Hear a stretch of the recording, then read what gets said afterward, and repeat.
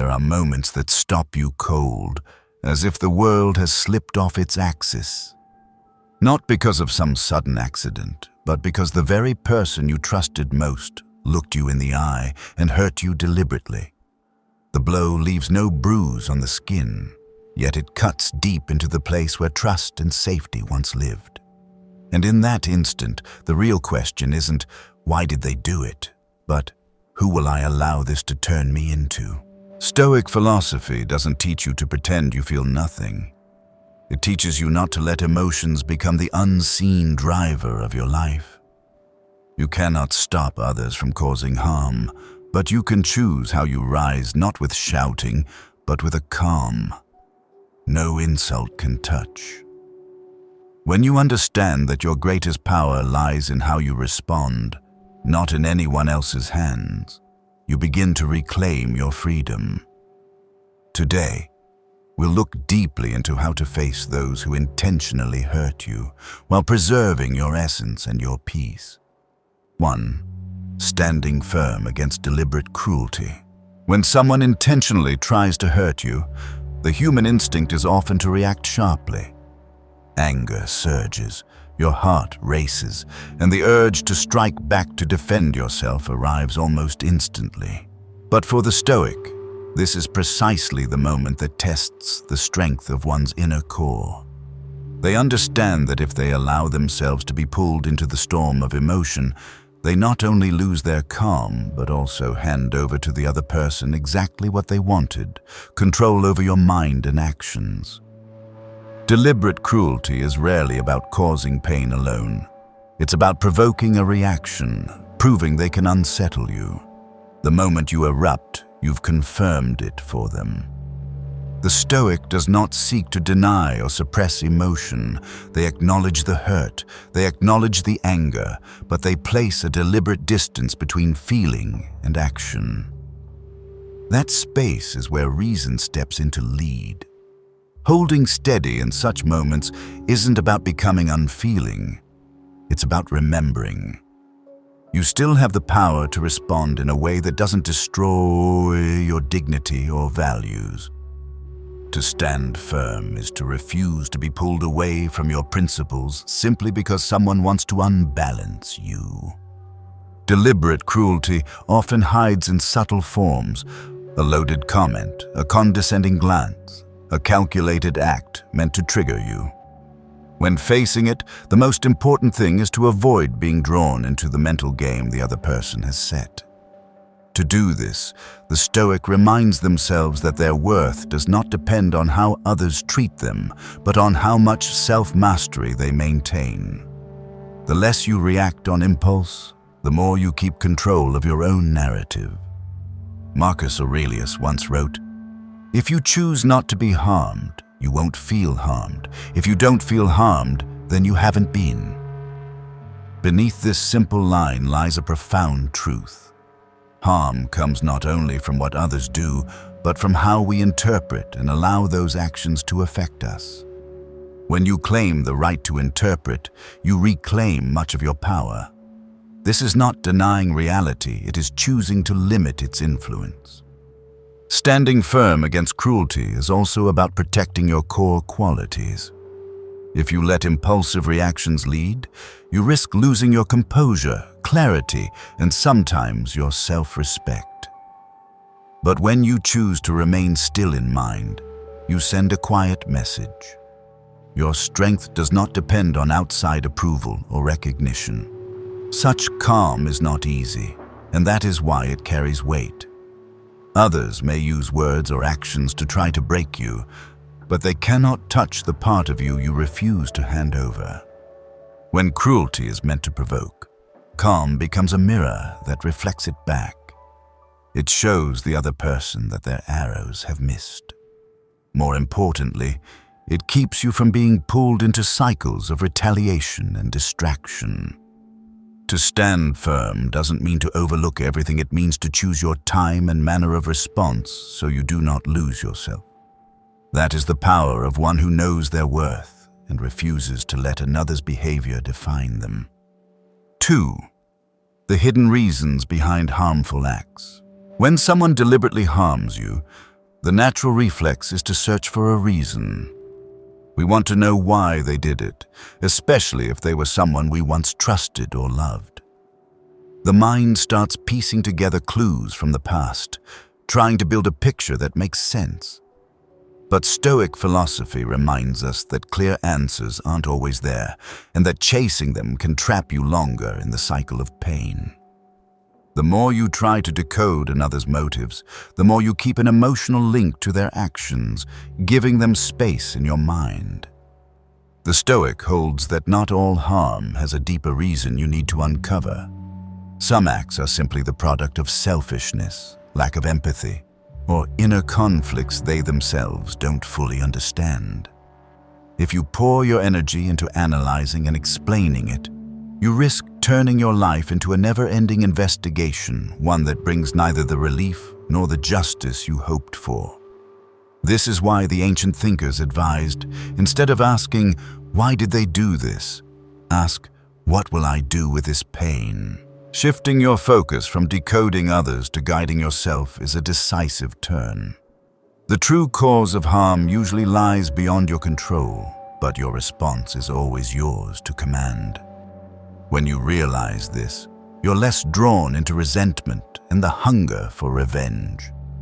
Instead, you begin to guard your peace and dignity. This is where the Stoic ideal of true indifference becomes essential. Indifference does not mean denying or excusing wrong. It means refusing to let it keep a hold on your thoughts and emotions. True indifference is an intentional act, like closing a door so the storm outside can't enter. In this state, you no longer need validation or apology from the one who caused the harm in order to live well. You draw a mental line. That person no longer has a place in your future story. Silence here is not weakness or surrender. It's a statement that your energy is too valuable to waste on what is unworthy. It's important to distinguish indifference from tolerance. Indifference does not mean allowing someone to repeat their harm. You must still set clear boundaries to protect yourself. But once those boundaries are in place, you stop spending time replaying, analyzing, or sinking into the old story. You take back the mental space you once gave them. This is how you reclaim emotional freedom and control over your inner life. 3. Forgiving and leaving, not choosing one or the other. When facing someone who has deliberately hurt you, many believe there are only two options: forgive and keep them in your life, or leave and carry the anger forever. But Stoicism points to another path, one less spoken of, yet deeply freeing: to forgive and to leave. Forgiveness here is not about erasing their wrongdoing, nor about letting them stay and risk hurting you again. In its deepest sense, forgiveness is releasing yourself from the emotional weight you've been carrying. It's like loosening the rope that's been tightening around your chest, making it hard to breathe and harder to move forward. Forgiveness is not a gift to the one who hurt you, it's a gift to yourself. It severs the invisible cord between you and them, a cord sustained by resentment, disappointment, and the wish for repayment. As long as resentment lives, they remain in your mind, even if you never see them again. Each memory pulls you back into the moment of harm, making you relive it. Forgiveness breaks this cycle, allowing you to reclaim your peace without needing anything from them. Leaving, on the other hand, is a declaration of boundaries and self-worth. You leave not because you've lost or because you're avoiding conflict, but because staying would mean allowing harmful behavior to repeat. It's a choice to protect your character, your mental health, and the direction of your life. Leaving affirms that you matter too much to sacrifice yourself just to maintain a connection built on broken trust. When you combine forgiveness with leaving, you achieve two things at once. You free your inner world from the grip of negative emotion, and you create the distance needed to avoid being drawn back into the old cycle. This not only preserves your calm, but opens space for what truly matters. Forgiveness keeps you from being chained to the past, Leaving ensures you won't have to live it again in the future. The Stoic believes that no one can strip you of your virtues unless you allow it. Forgiving and leaving is how you hold to this principle. Forgiveness ensures you don't let pain turn you into a distorted version of yourself, and leaving is the active step to preserve a healthy inner environment. When both are done together, you not only escape the influence of the one who harmed you, you restore the self-mastery that is the root of all inner strength. And from there, you walk forward, untouched by what has passed, whole in the values you have chosen to guard. 4. Healing without closure. Many believe that to truly move past a wound, they need a clear ending, a reason, an apology, or at least an acknowledgement from the one who caused the pain. They wait for it as if it were the only key to closing the door to the past. But the harsh truth is that closure doesn't always come, and if your peace depends on it, you make yourself a hostage to something that may never happen. Stoic philosophy reminds us that healing is an inward act, not reliant on another's cooperation or consent. Healing without closure begins with accepting that the past cannot be changed. What happened is part of your story, but it doesn't have to be the final chapter that defines the whole book. Instead of searching for answers in places where only silence awaits, you turn your focus to what you can control, how you choose to live on. This is not about denying your feelings or pretending the hurt never happened, but about setting clear limits on how much it is allowed to shape your present and future. The Stoic sees that the problem lies not only in what others have done, but in how we continue to interpret and remember it. An apology may bring temporary comfort, but it cannot replace the deliberate act of letting go of emotional weight. Letting go here means refusing to let the past dictate the course ahead. You may remember, but you are not trapped. You may acknowledge the pain, but you do not let it become the core of your identity. Healing without closure also means ending the cycle of seeking justice from where it cannot be given. We often assume that external justice will bring inner peace, but experience and philosophy show the reverse to be true. Inner peace lessens the pull of external justice. When you no longer need their acknowledgement to feel your worth, you have reclaimed mastery over your inner life. This process demands discipline and self-awareness. There will be moments when old memories return, when familiar emotions rise, urging you to go back and finish it once and for all. But each time you choose to return to the present, to focus on what nourishes and builds you, you realize that true strength comes not from the answer, but from the ability to live well without it. When you release the need for closure from others, you give yourself the power to decide when the story ends. You no longer wait for the door to be closed from the outside, you lock it yourself and walk away. It is an act of sovereignty, an affirmation that your peace belongs to you alone.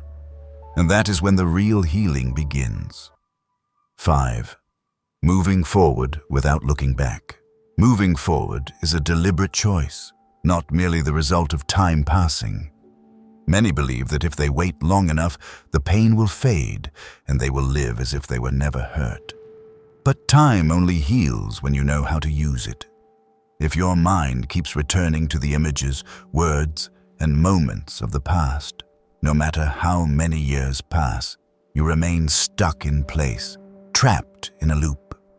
Stoic philosophy reminds us that to truly move forward, you must leave not only the situation but also the mindset bound to it. Moving forward does not mean forgetting what happened. Memory is part of being human, and no one can force themselves to erase what they have lived through. What matters is changing your relationship with that memory. When haunted, a memory is like an open wound. Touch it and it hurts. But when you intentionally revisit it to learn from it, the memory becomes a closed lesson, no longer with the power to harm. The Stoic sees the events of the past as part of the training ground, and how they respond to those events is what defines their character, not the events themselves. The hardest part of moving forward is resisting the temptation to look back. The past can create the illusion that if you stare long enough, you'll understand more, or if you analyze deeply enough, you'll find something that could change the outcome. But this is the mental trap. Any analysis after the fact is speculation and cannot alter reality. The more time and energy you invest in dissecting what has already happened, the slower your own progress will be. Moving forward requires the courage to trust the future, even when you cannot yet see its shape. This means detaching from the identity bound to the event, refusing to let it become the only story that defines you. When you choose to direct your attention to what can be built anew, you regain control over your life. It is a process of reshaping yourself, where the past is no longer the sole foundation you stand on.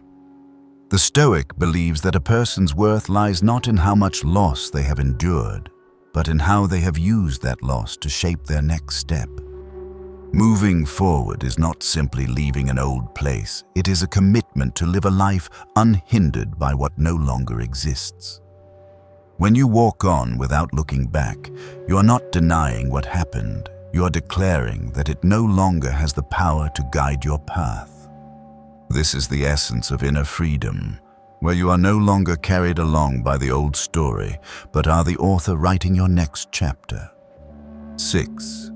Letting pain forge you, not break you. Pain is an unavoidable part of life, and Stoic philosophy has long accepted this truth as a foundational principle. It expects no perfectly smooth path and harbors no illusion of a life free from harm. Instead, it views pain as an inevitable test, a forge, through which character and inner strength are shaped and strengthened. The essential question is not, why did this happen to me? But, who will I become because of this? Shifting from complaint to seeking value in the hardship transforms pain from a burden into a tool for growth. To let pain forge rather than break you, you must first change how you see it. Rather than viewing it as a dead end or proof of weakness, see it as part of the refining process. Just as metal becomes stronger only after enduring heat and repeated strikes, so too do we reveal our deepest strength when we are forced to face and overcome hardship. This doesn't mean you seek pain or wish it upon yourself. It means that when it arrives, you meet it with readiness to learn and grow. One reason pain can be so destructive is the way we allow it to define us. If you remain in the posture of a victim, letting the story of your wound become the core of your identity, you limit your capacity to grow. But if you treat it as a challenge, you find ways to turn it into a foundation for resilience, wisdom, and endurance. The Stoic holds that what stands between you and growth is not adversity itself, but your attitude toward it. The key to turning pain into a tool is the conscious act of drawing lessons from it and applying them to your life. This demands honesty with yourself, the willingness to face your mistakes, the gaps in your values, and the habits or patterns that left you more vulnerable. The lesson might be the necessity of clear boundaries, the importance of emotional control, or the value of choosing carefully who and what you allow into your life. The Stoics often reminded themselves that the obstacle in the path becomes the path. Pain, when viewed this way, is no longer a pit that blocks your way, but a stretch of road you must cross to reach a better version of yourself. Each time you face it and pass through, you add a layer of strength, understanding, and skill in navigating life.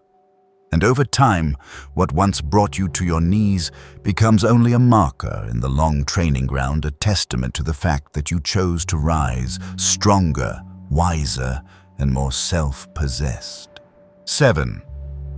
Master your mind before you try to master the world. People often spend most of their time and energy trying to control what happens outside their work, relationships, possessions, reputation, while neglecting the one place where they hold absolute power, their own mind. Stoic philosophy asserts that any effort to change the outer world is fragile if your inner world remains in disorder. The world is in constant flux, and anything beyond your control can shift in ways you do not desire. If the mind is undisciplined, you will be swept away by those changes like a rudderless ship. Mastering your mind does not mean suppressing emotions or becoming cold.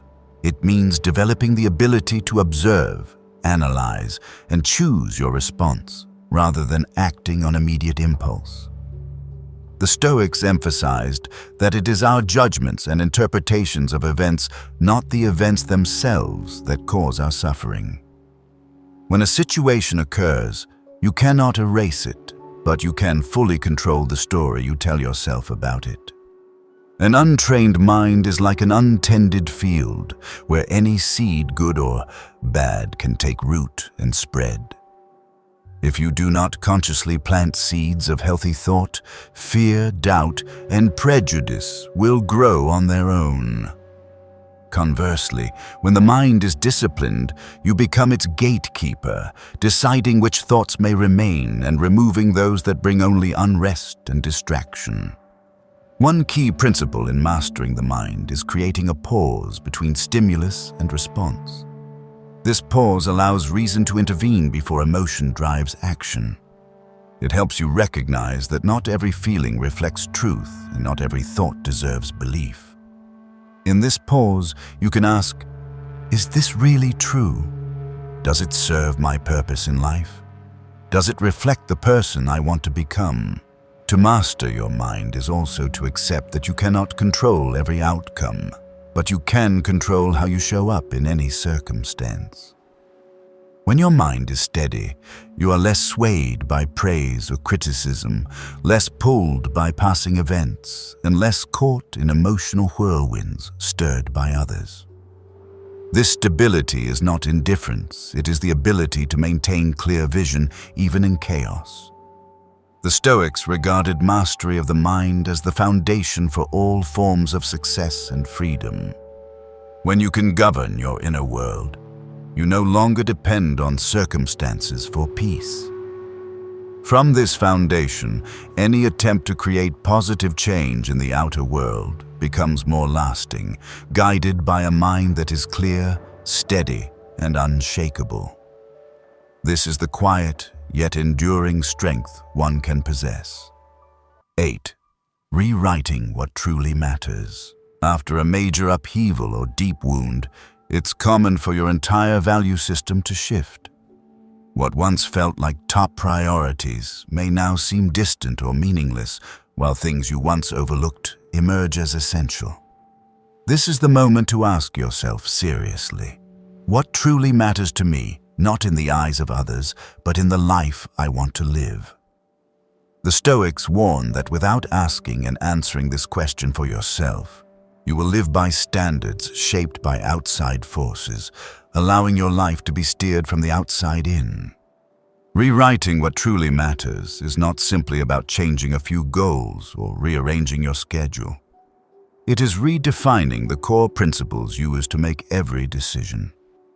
When these principles are clear, you stop being drawn into impulsive choices or fleeting temptations. Instead, each action becomes part of the larger picture you have consciously chosen.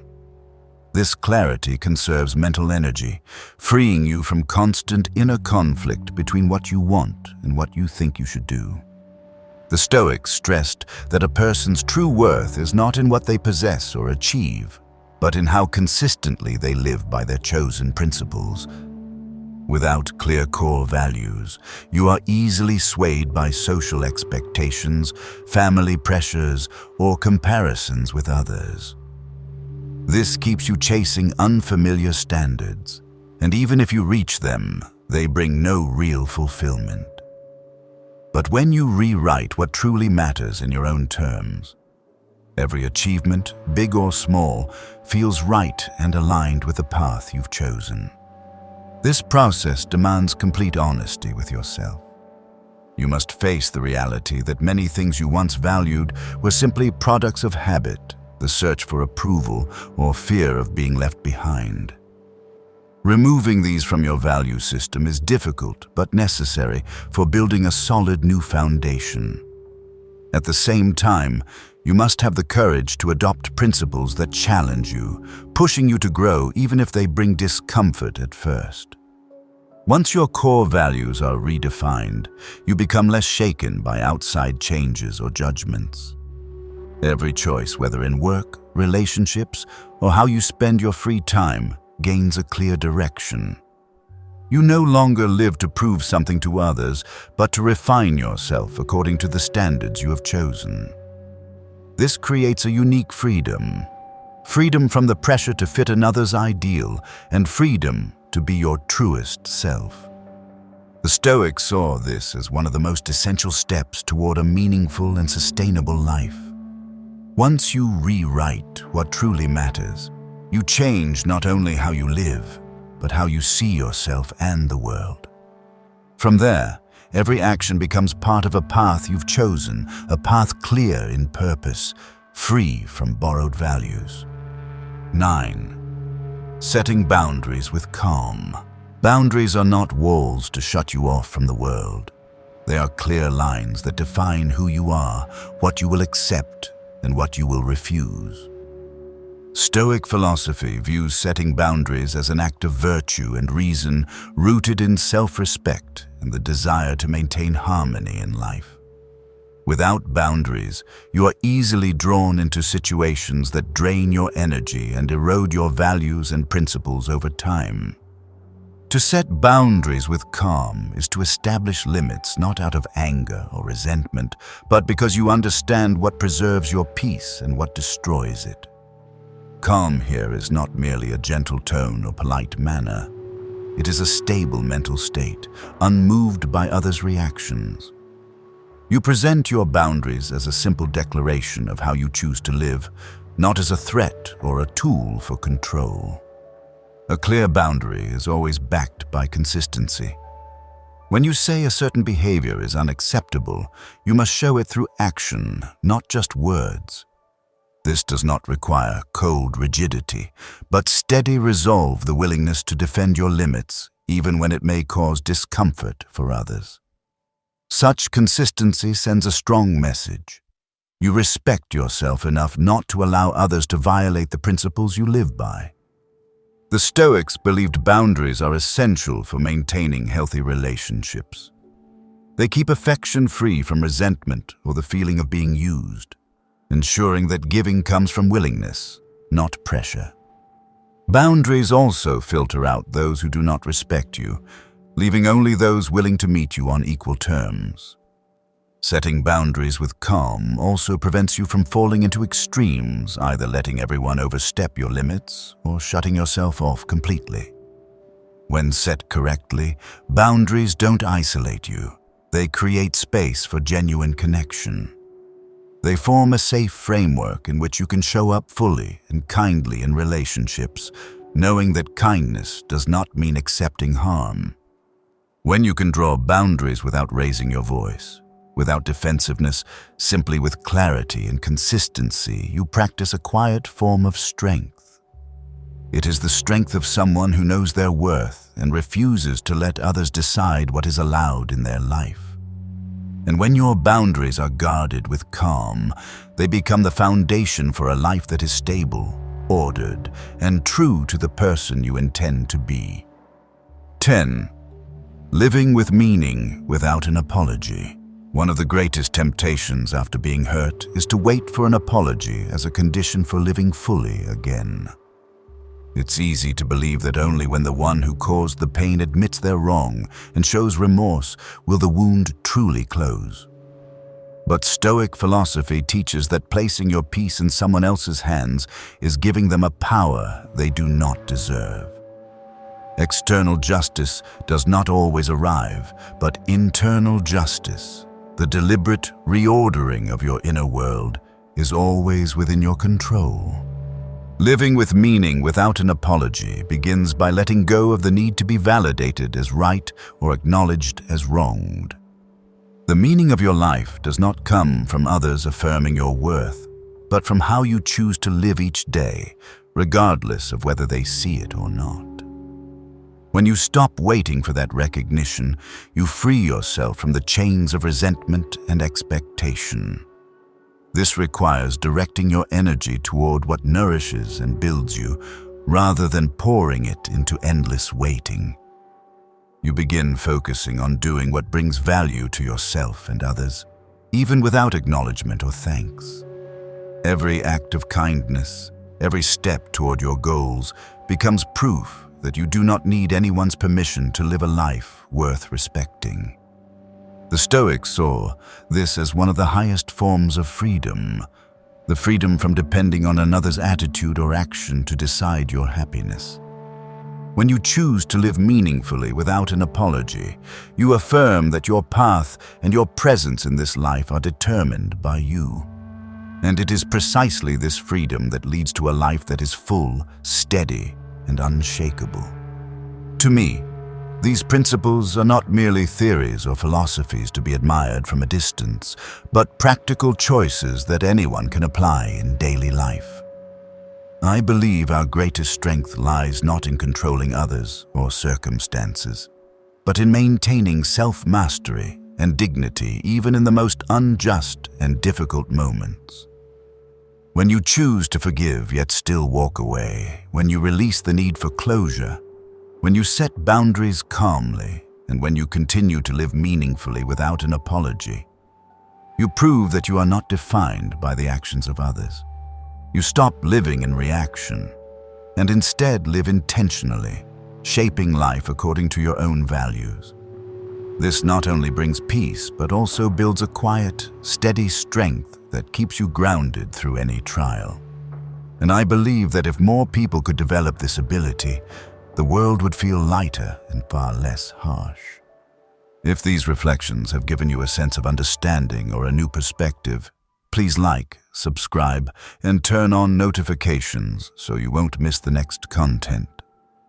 Remember, your strength is not in making others change, but in holding on to your nature and dignity regardless of what has happened. And that is the most beautiful victory no one can take from you. See you in the next video.